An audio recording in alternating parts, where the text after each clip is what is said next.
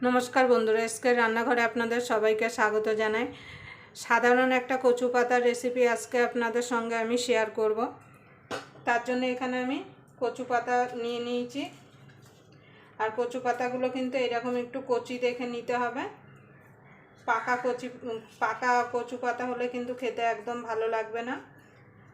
आमरा तो सब समय चिंगड़ी माछ दिए कचु पाता खेये थाकि, किन्तु आमी किभाबे रान्ना करी सेटाई आपनारा प्रथम थेके शेष पर्यन्त भिडियोटा देखबेन। आशा करी आपनादेर भालो लागबे।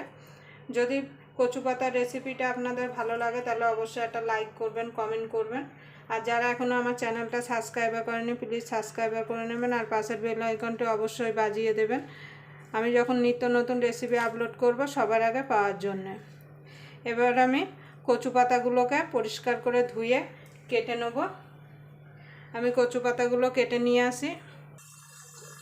देखें बंधुरा आमी कचुर शाकटा परिष्कार करे धुए निये एसेछि। एबार आमी कचुर शाकटाके एकटुखानि भाप दिए नेब, माने सिद्ध करे नेब एपिट उपिट करे। এইভাবে যদি আপনারা কচুর শাকটা একটুখানি ভাপ দিয়ে নেন তাহলে কিন্তু কচুর শাকটা গলা চুলকানোর ভয় আর থাকবে না, কারণ সব কচু পাতা তো একরকম হয় না।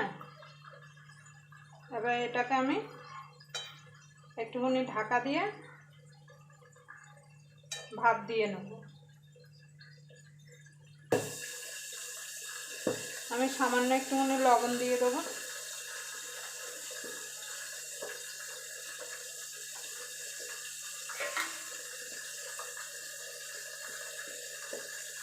ঢাকা দিয়ে কচুর শাকটাকে আমি একটুখানি ভাপিয়ে নেব। দেখেন বন্ধুরা কচুটা আমার ভাপ দেওয়া হয়ে গেছে। এবার আমি জলটাকে ঝরিয়ে নেব। দেখুন বন্ধুরা কড়াইটা আমি পরিষ্কার করে নিয়ে চলে এসেছি। এবার কড়াইটা আমি গ্যাসে বসিয়ে দিয়েছি। এবার কড়াইটা গরম হওয়া পর্যন্ত অপেক্ষা করব। দেখুন বন্ধুরা কড়াইটা গরম হয়ে গেছে। এবার আমি কড়াইতে তেল দিয়ে দেবো।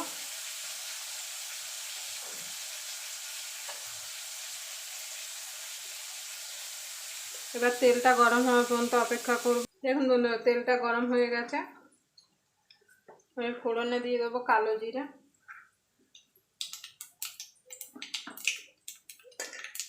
এখানে আমি মিডিয়াম সাইজের দুটো পেঁয়াজ কুচিয়ে রেখেছিলাম সেটা দিয়ে দেবো।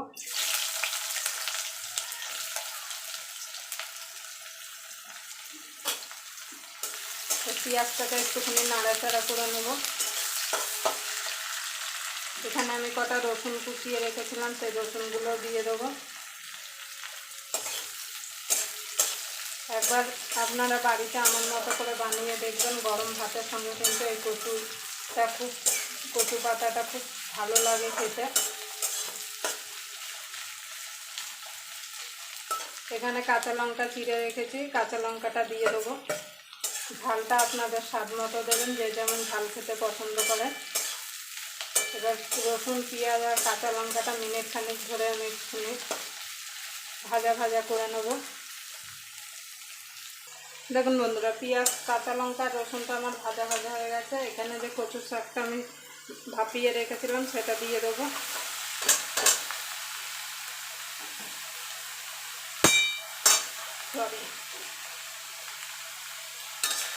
এবার ভালো করে মিশিয়ে নেব।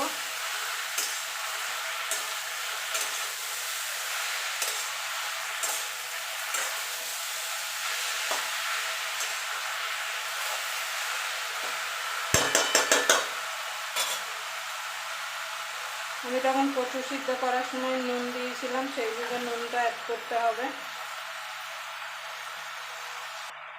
এবার দিয়ে দেবো হলুদ গুঁড়ো,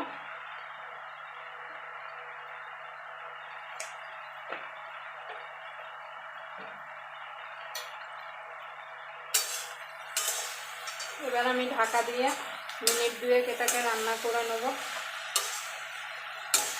গ্যাসটা কিন্তু লো টু মিডিয়ামে রাখতে হবে, হাইতে রাখলে কিন্তু শাকটা তলা থেকে পোড়া লেগে যেতে পারে, তাহলে কিন্তু শাকটা খেতে ভালো লাগবে না।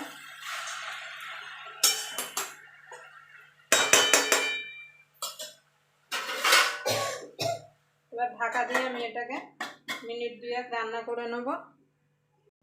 দেখুন বন্ধুরা এখানে কচুর শাকটা আমার রেডি হয়ে গেছে। এবার আমি নামিয়ে দেবো।